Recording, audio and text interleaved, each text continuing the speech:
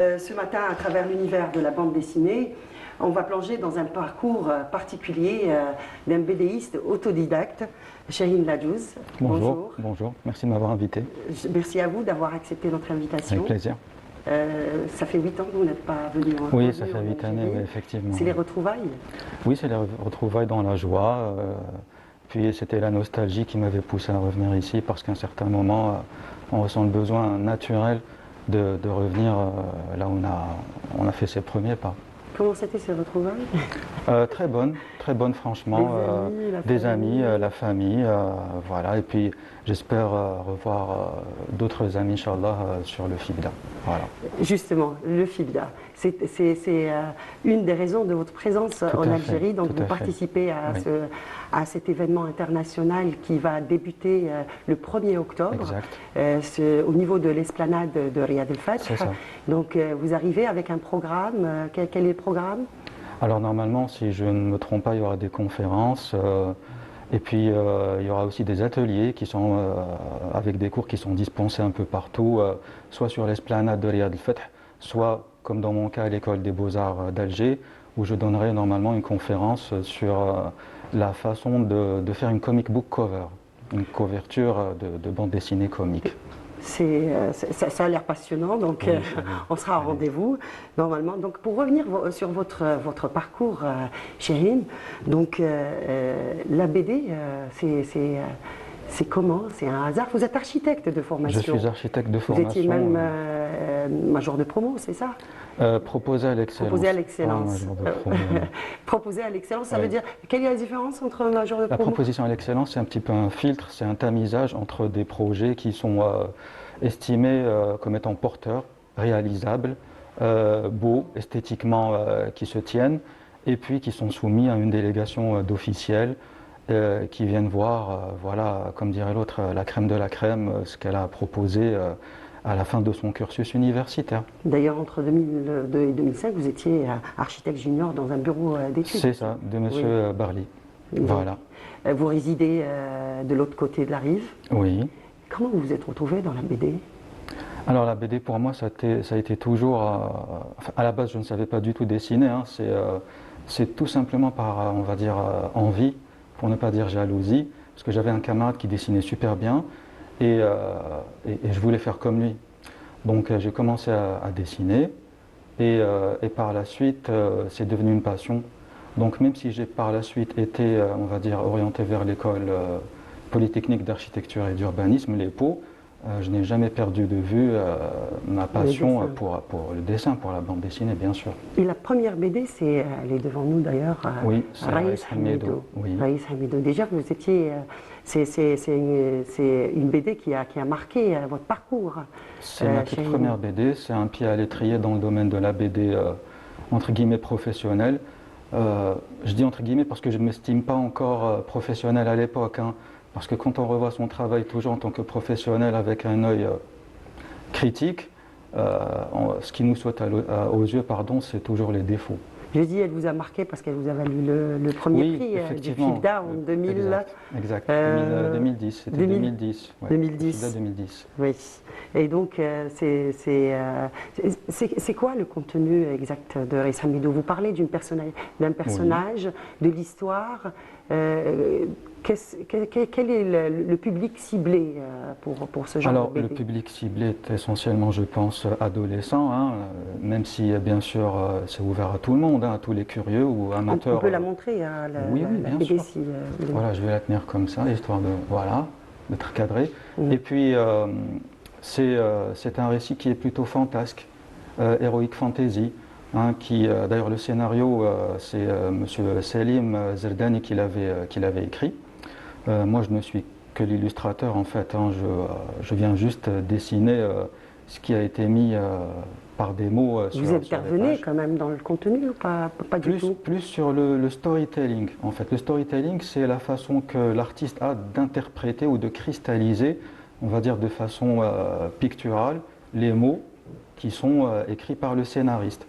Donc l'artiste a sa propre vision des choses, même s'il doit rester fidèle au récit initial, mais il propose des angles de vue, etc. Et puis c'est un travail d'équipe finalement, donc il y a concertation, il y a validation, voilà. L'histoire a toujours été présente dans votre travail, Chérine, et vous avez fait aussi un parcours avec la télévision algérienne, Oui. et vous avez réalisé ou participé à la réalisation d'une série sur l'histoire d'Algérie. Oui. Et l'histoire d'Algérie qui a été diffusée en 2013, je crois. Je pense, oui. En Je pense qu'elle a 2013. Et donc, racontez-nous un petit peu cette expérience. Comme je vous ai dit, c'était pour moi, on va dire, un saut dans le vide, parce que je n'avais pas de formation d'animateur et j'ai appris sur le tas le travail d'animateur qui est très passionnant en soi, même s'il est très exigeant parce qu'artistiquement, c'est un challenge, hein. Il faut dessiner des intervalles, il faut apprendre le b.a.-ba de l'animation et tout, et il faut être vraiment passionné pour adhérer à la chose. Je vous invite à voir à regarder Volontiers. avec nous un extrait, Chahine, si vous voulez bien.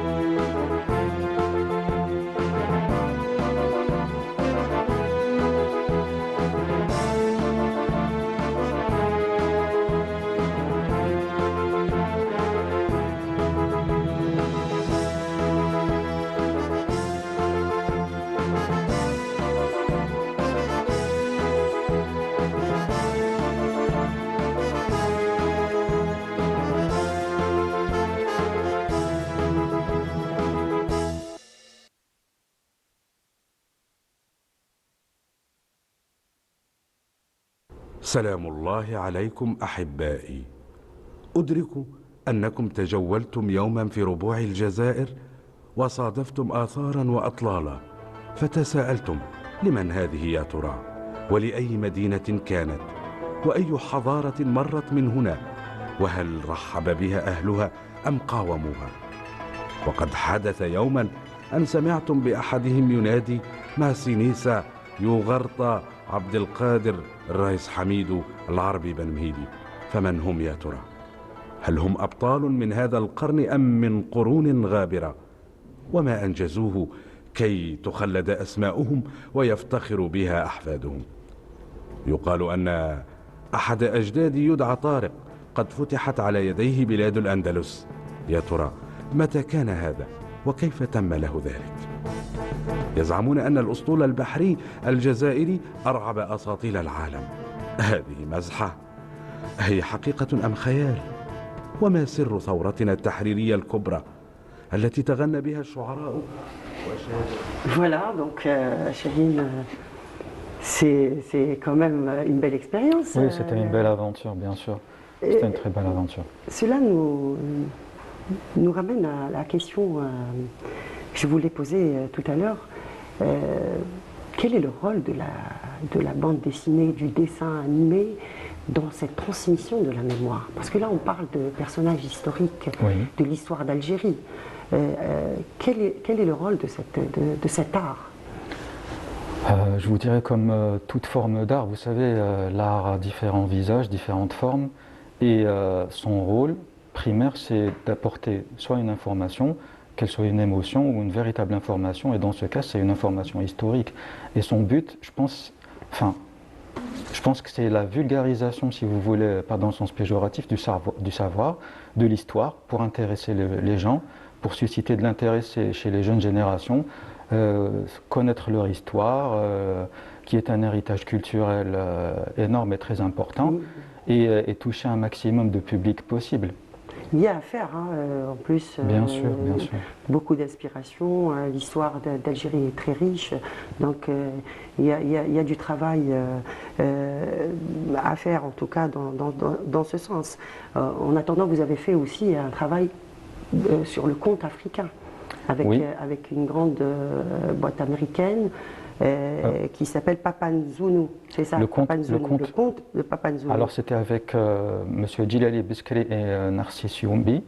Ça s'est fait ici à Alger. Hein, ça s'est fait à Alger Ça s'est fait à Alger, chez le studio de M. Djilali Biskri. Et nous avions commencé à travailler sur le pilote qui avait été projeté au FIBDA de 2011, je crois. Et c'était... voilà, le titre c'était Papanzounou contre l'Afrique. Voilà. Et le thème en fait c'est tout simplement un personnage qui se balade dans toute l'Afrique et qui raconte aux jeunes générations, on va dire, un conte qui est endémique ou emblématique d'un pays africain. Voilà. Justement, c'est toute l'Afrique qui est mise en avant et oui, sa richesse. Exactement, et, oui. Vous avez tenu aussi à le souligner à travers vos travaux. La BD occupe quelle place actuellement, d'abord en Algérie, et qu'est-ce qu'il y a lieu de faire pour développer encore plus ce créneau artistique? Alors, pour répondre à votre première question, je vous dirais que, comme vous l'avez souligné, ça fait 8 ans que je n'ai pas été ici en Algérie, donc je pense que je n'ai pas un œil assez objectif pour vous dire ce qui se passe actuellement en Algérie. Je n'ai pas le vécu, le cordon ombilical a été un petit peu coupé pendant 8 ans, mais moi, de ma période, c'est-à-dire avant 2016, et au cours des FIBDA, j'ai remarqué, et je pense que ça sautait aux yeux de tout le monde, qu'il y avait un lectorat, que les gens étaient intéressés et que les gens étaient encore plus fiers quand c'était des Algériens qui réalisaient ces bandes dessinées, quand c'était pas juste des bandes dessinées qui venaient, je sais pas, d'outre-mer ou outre-continent. Hein, voilà. Ça a beaucoup évolué. J'espère. En tout cas, on voit beaucoup de titres. On voit, et bien sûr, le doyen des BDistes, Slim, est là pour prouver que la BD est aussi une histoire qui fait partie de l'histoire d'Algérie.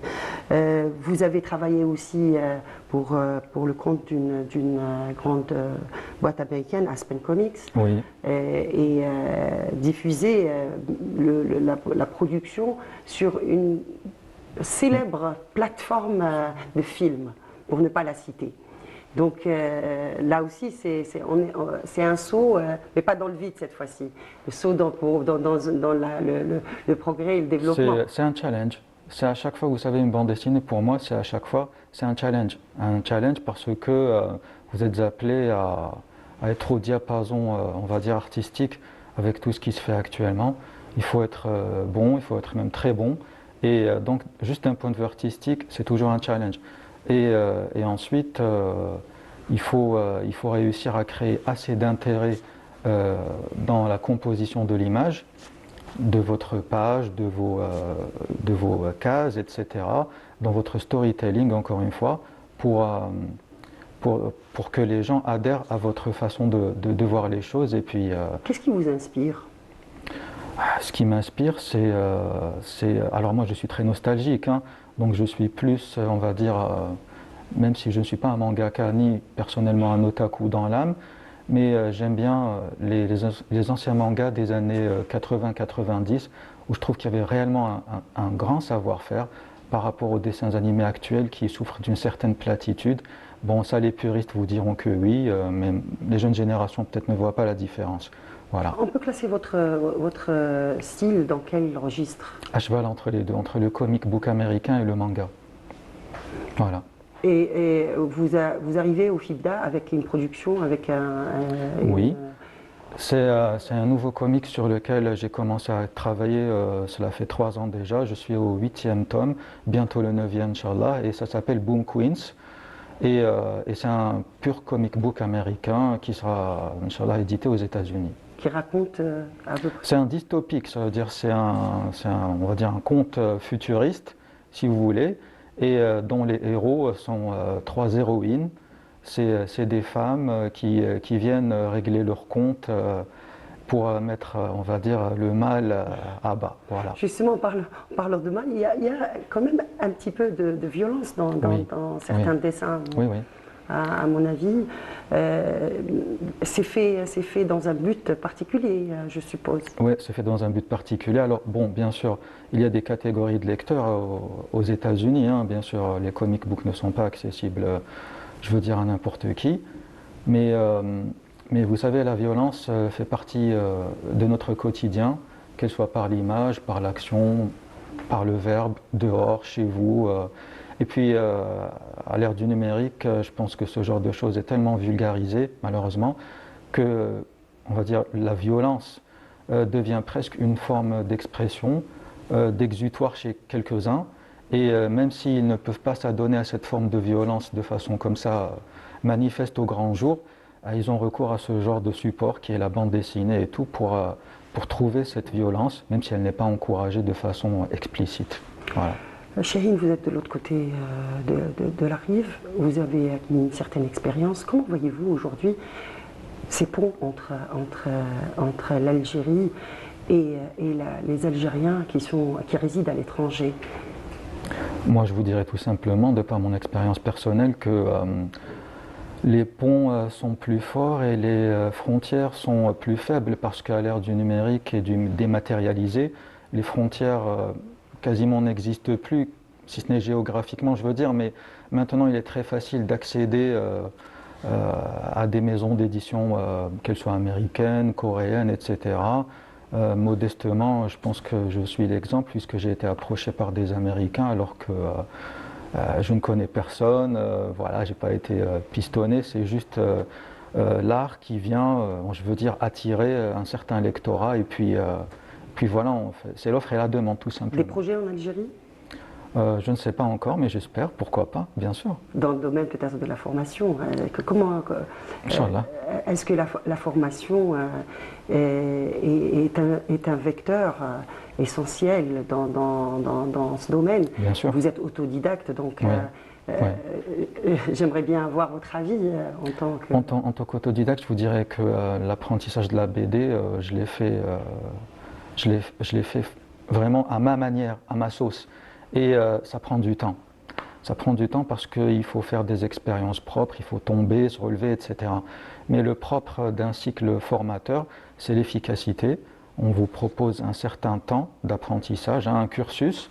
Et puis, ce que par exemple moi, je vais apprendre peut-être en 10 ans, un jeune étudiant va l'apprendre en 3 ans, 4 ans. Mais il faut des écoles. Il faut des écoles. Il faut absolument qu'il y ait des écoles dans ce sens pour encourager un certain professionnalisme, pour qu'il n'y ait plus, entre guillemets, du bricolage. Voilà. C'est parce que la passion, c'est bien, mais c'est un cheval qui doit être dompté.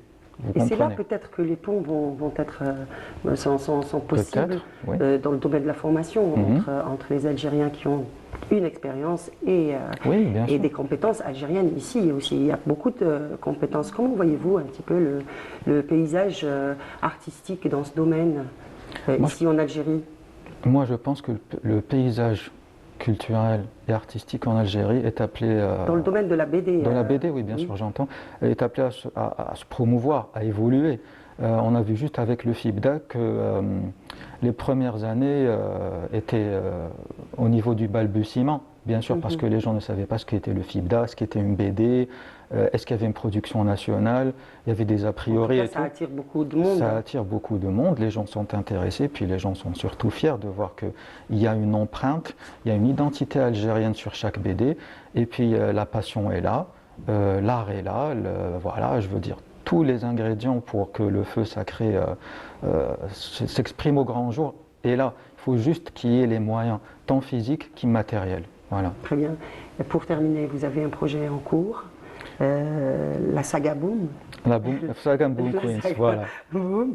Donc on peut avoir un petit aperçu du projet en cours. C'est comme je vous ai dit, c'est un dystopique un petit peu à la Mad Max, hein. C'est un futur, je dirais pas post-apocalyptique, mais à mi-chemin entre le cyberpunk et le post-apocalyptique. Et puis c'est l'histoire de 3 héroïnes qui reviennent, on va dire, sur les traces d'un passé personnellement chaotique et qui veulent rétablir un certain ordre. Comment reconnaître une BD algérienne et une BD occidentale, on va dire? Il a une identité Je vous dirais que pendant, on va dire, les années peut-être 70 ou 80, il y avait une identité, oui, mais je pense que ces identités, peut-être d'un point de vue stylistique, sont de plus en plus... enfin, la frontière est ténue, parce que les gens sont ouverts aux médias, sont ouverts aux réseaux comme Instagram, etc., à l'image.